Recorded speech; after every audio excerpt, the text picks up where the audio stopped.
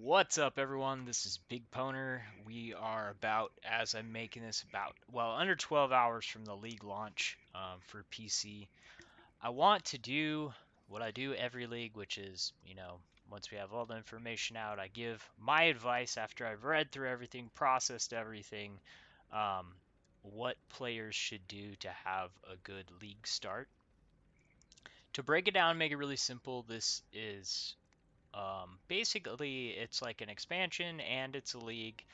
Um, it is a mapping league.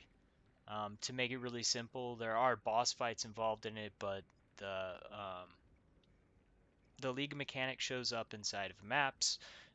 In order to get the new the new Atlas stuff, you have to be mapping. So the echoes of the Atlas expansion and the Ritual League are both mapping based things. So the things that I would say for this is you basically just want to be trying to advance your Atlas, and in doing this, you're going to be scaling your Awakener level, getting ritual encounters, basically playing the league mechanic, and then you're going to be procking as you work on your awakener level and your Sears fights, getting to your Sears fights and raising the level there, getting your Atlas stones. Then you're also going to be working on your Maven stuff, which then is going to give you access to the new Atlas features as you're doing that. The thing that I want to caution a lot of players is I know a lot of players are like, oh, I'm going to focus on this zone. That's a bad idea. Don't do that. Players that wind up being like, I'm only going to play this zone because I want to advance and play in only this zone are really going to hurt themselves. There's a lot of reasons why this is a bad idea. The biggest one is this right here. You won't get map drops. You have to have completion to scale your Awakener level to make it so that you are able to keep up with your map drops. Also, your Awakener level and completion are what make it so that your rewards get better and they scale, which that stuff is going to affect the league mechanic because the league mechanic is inside of maps. So you have to be working on your completion. The start of this league, it's get to maps and then start doing completion. That is the biggest thing, and that's what you should be doing. That should be your focus. Get as much completion as quickly as you possibly can. Every league I tell people the same stuff. So if you've been watching my videos for a long time, you already have heard this. Maybe it's good to hear a refresher. But use your Xanas to advance. Always be using them on the section that's going to get you into the next tier. So like gray maps, gray maps you're going to are the tier 1 through 5, so you're going to want to use a 5 to bump you up to a 6, which is the yellow maps. On yellow maps you're going to want to use a tier 10 to bump you into the red maps, which are the tier 11s. So that's how you're going to want to advance your Atlas, to get the completion up so that you have the bonuses, um, and that's pretty much the big focus. The difference this league is you're going to have to be planning out what it is that you want to do. If you haven't read through the passive trees, that's going to be something that's kind of, well, it's going to be really important this league because once you get access to the passives, you're going to have to know what it is that you want to do. And for this league, the awesome thing about this expansion to our Atlas along with the Ritual League is the expansion to the Atlas is really going to let people focus more on stuff. Harvest is being added, so it'll be the regular 10% chance that all of the other mechanics have to show up in the game early. That could be something like if you get your first points for your tree, um, possibly investing early into the harvest stuff. That's gonna speed up your ability to get better gear, to advance quicker, because we all know how well anyone that played harvest knows how powerful those harvest mods are. So that could be something you could make the strategy to get harvest mods to advance your gear so you can get into harder stuff quicker. Or what you can do is you can plan to try to make more currency with your early points, and you can pick out one of the features that you like. The nice thing about all these additions that they've been making to the game, and the really nice thing about this Maven expansion, the Echoes of the Atlas, is that it really is going to let you customize the content that you're playing even more. Like, for instance, I don't really like Alva. The only thing I use her for is to buff up my 100% delirium maps. It's literally the only thing I want to use her for. Like really early in the game, I'll do alvas because she does drop loot, but I don't past like really early game. Once I can actually start farming stuff that I want to, I don't want to mess around with her incursions. I'll just completely skip them because it's just not my thing. But people that like farming that, they're going for like double corruption altars and stuff like that. Like now you're going to be able to focus on that stuff. Like I like Blight early league as a way for me to generate extra currency, so I'm going to focus on stuff on the Atlas that I might put points into stuff for Blight. I really like the Delirium. One of my top picks this league is going to be for the chance to get maps to drop with Delirium already on them. The reason why I like this is because it's going to basically be something that, like, whatever level that I'm playing at, I'm going to have a chance to just the maps that are dropping for me to drop with Delirium already on them. A way you can make this even better is use if you're going to use scarabs to get more map drops, you got to think about it like this. Using scarabs to get map drops is going to give you a chance to get maps with delirium on them. So it's kind of like getting well, it is you getting those the delirium orbs on the map. You just have to be planning to use them because I think it's going to be hard to try and sell maps that just have like partial delirium on them in like random tiers and random spots. So in order for that to be worthwhile for you to be like focus farming like that, you're going to have to want to actually play that content. And obviously, like putting your points into something like that, if you have no plan to do the delirium maps, that won't really be that beneficial. But you get what I'm saying is like pick the content that you want to play and focus on that stuff.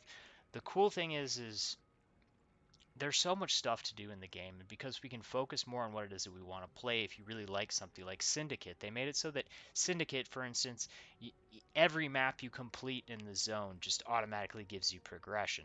That's really cool because if you don't have the master missions and they don't show up, you're still progressing it, which just makes it so that you're going to get into those rewards just that much faster, which is really cool. Stuff like that. So like you like Syndicate, you're going to be able to farm Syndicate. I know there's a lot of really profitable ways you can farm Syndicate, and that's going to make it so that it's a lot more accessible because there's like stuff to make them show up more. People that want their white sockets, upgrading.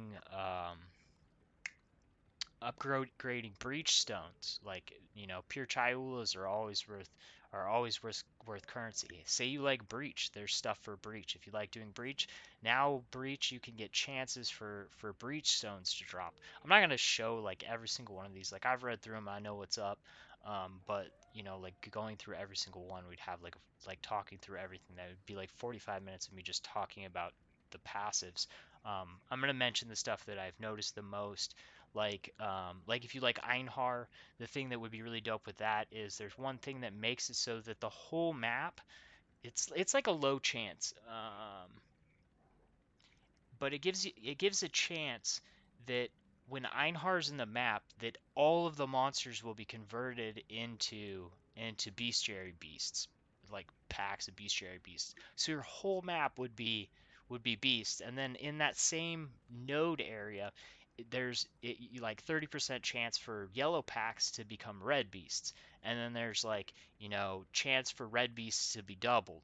Like if you like farming Einhar, then that would be amazing because you're going to have chances for just the whole map to be full of beasts. And beast farming is actually going to be one of those niches that is definitely going to be profitable. It's like guaranteed to be profitable if you get the blueprint, the one that copies, because people are 100% going to be still copying heist.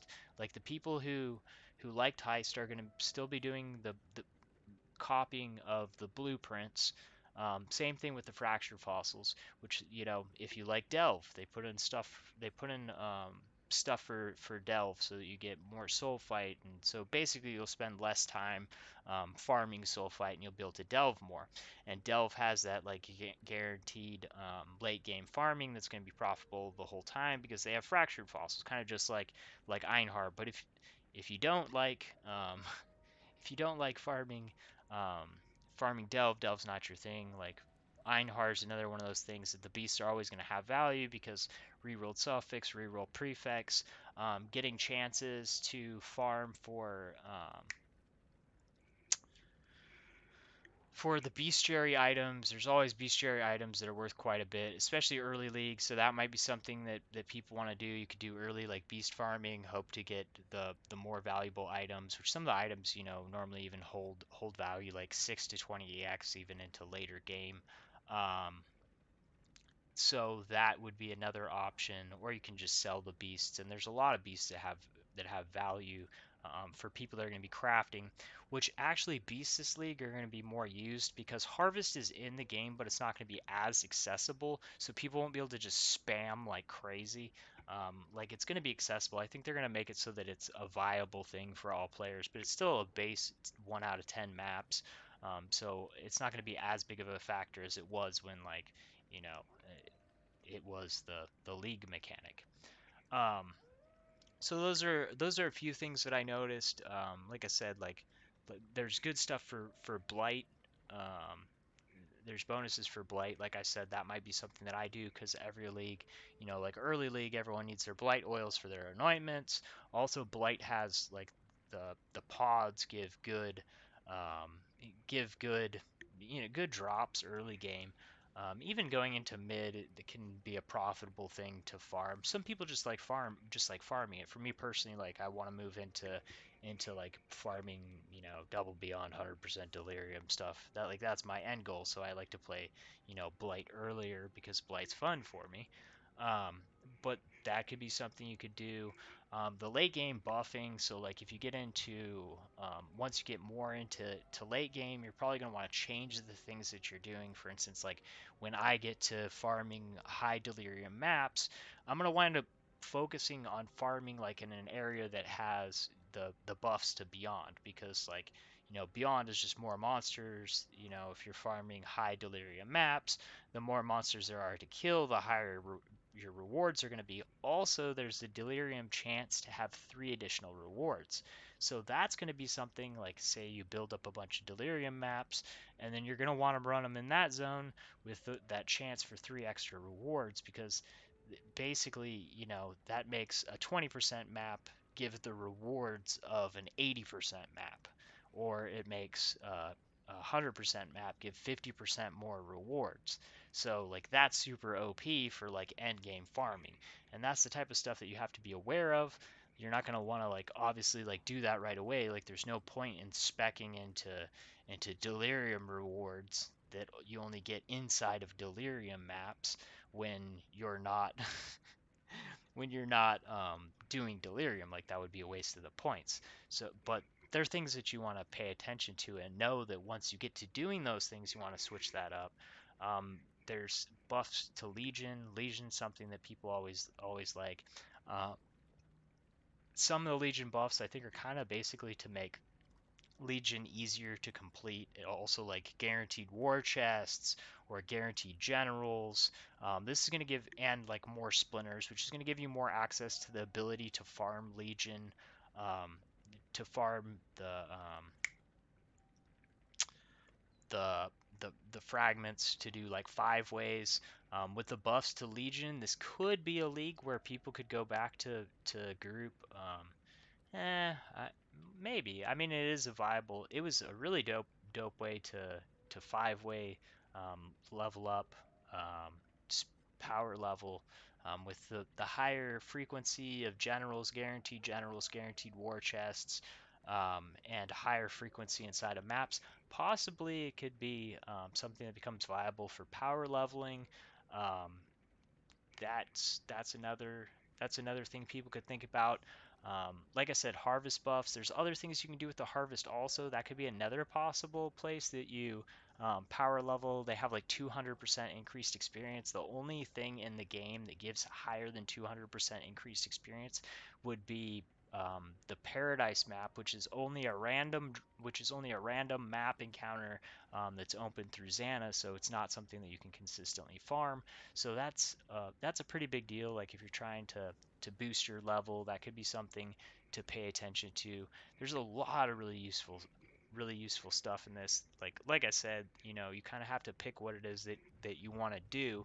And my suggestion for this league would be to focus on completion and pick the things that you enjoy and focus on farming those because for instance like heist, if you really liked heist and you were good at it, then farm that stuff and make sure that you're advancing it quickly so that you're one of the people that are farming and supplying that stuff. Like everyone's going to need their special quality skill gems, for instance, or if there's uniques that replicas that you knew were good last league, they're probably going to be good this league. If you want to start looking for a map that you can start duplicating so that you can do the same type of farming that you were before, then focus on doing that because stuff inside of heist people are still going to want to use, but you want to go after the stuff that people are going to want. Kind of like I said, like beasts guaranteed. There's going to be beasts that are always valuable every single league. Um, the duplicate, the the gear, the boss fights that give gear that people, which some of the gear kind of goes, but Pharaoh's fur is always valuable. So that's kind of like one of those things of like, if you get that beast, you can guaranteed sell it, or you can risk it to try and get, the Pharaoh's fur, which is going to be worth more. Um, so stuff like that's always got value in beasts, and the smaller beasts are still have like some value, like reroll, add, remove, prefix, suffix, stuff like that. Always is even when the market's super flooded, 5, 10, 15 chaos somewhere in that range. So consistent farming if that's the thing that you like doing. Find yourself the niche of the thing that you enjoy doing and farm that stuff. You could like the farming the breach stones. Um, Guaranteed breach bosses, 5% chance to drop breach stones. Like there's pretty much good stuff. Like anything that you enjoy, there's stuff on the tree that makes it so that you can farm it. Um, so that's kind of my advice. Focus on completion so that you're not struggling with maps, so that you start getting bonuses to your drops, because you know you don't want to be struggling having to buy maps. And if you're focusing on only playing one zone and ignoring completion and ignoring Atlas advancement, you're just going to have a really rough league. Um, Make sure that you're using Xana correctly. Make sure that the map she's opening, you're picking ones that you don't have completion in, so that you get that completion. You can also, like if you're having trouble, like if you're working on your last ascendancy, that's another thing you can use Xana for, because you can pick maps that have the trial. Like make sure you pay attention to the quests that she's offering, because Xana will be one of the quests that Xana will offer is complete the ascendancy trial. So if you're trying to rush your fourth ascendancy, pay attention to that when you're doing your Xanas. It's a good thing just to pay attention to from the beginning once you get in there, so that even if you're not planning on going for your fourth ascendancy right then, you want to get them done so that when you're ready to do it, you have that open. That's another like little tip that probably a lot of you already know, but for those that you don't, I hope that that helps you. Um, Other than that, I mean, focus on completion. Pick pick a build that is going to be reliable. If you don't know what to pick, pick something familiar that didn't get nerfed. Obviously, I'm not going to cover every single skill that got changed, and every ascendancy. That would have to be every single build, because they changed every single ascendancy. Um, but yeah, and I put up what I'm going to be doing for the start of this league. Um, so I think that's pretty much it. If anyone has questions, I'm gonna cover all this stuff once I've actually played it. Like niche farming stuff that winds up coming up is really good. As the league goes on, I'll be doing that. Early in the league, I'll release a build guide for the guide that I'm playing, and just like every league, I'll do like the three guide progression. Like really early, this is what I did to get it to this point, and then kind of like a middle point where it's like, this is where I'm at now. This is the stuff that you can help to get here. This was the cheapest way to get, this strength. And then, of course, like the final guide, which is kind of like a finished build. This is your goal. Um, so that will be that. And then look for lots of content because there's a lot of stuff I'm looking forward to playing. A lot of new stuff to do. We'll see how the Ritual League goes. There'll be lots of like testing videos and stuff on that, letting you guys know what's working good, what's profitable, what stuff inside of the Atlas with Maven works best. There's gonna be a lot of cool crafting videos this league because the Maven stuff is really cool, and the possibilities with the Maven orbs are gonna be really crazy in combination with Awakener's orb because like you're gonna be able to Maven stuff and then isolate it safely. Of course, we want to isolate it safely with using using harvest because we don't want to be wasting those mavens, but probably use harvest to remove the mods we don't want so we can isolate our maven thing, and then well, if it's possible, they might have made it so that you can't awaken orb maven stuff, but I hope that they didn't, because that will be OP. Take two maven items, isolate the maven stats, and then awaken them together. I think that will be some crazy crafting this league, and that's what I'm hopefully looking forward to do. Um, but with like the Awakener stuff, when they first released it, like right at the beginning of the league, you were able to make like some pretty really crazy stuff, and then they're like, we're not gonna let you do that. Like the double curse rings, and there was a lot of really crazy stuff that it got nerfed a bunch of times when it first came out. So right now we're kind of like at the speculation place of how the Maven will be allowed to be exploited, and then we'll see where it winds up landing. Anyways, I'm stoked for this league. I hope you guys all are. Let's all have a good league start. Thanks for watching. Peace.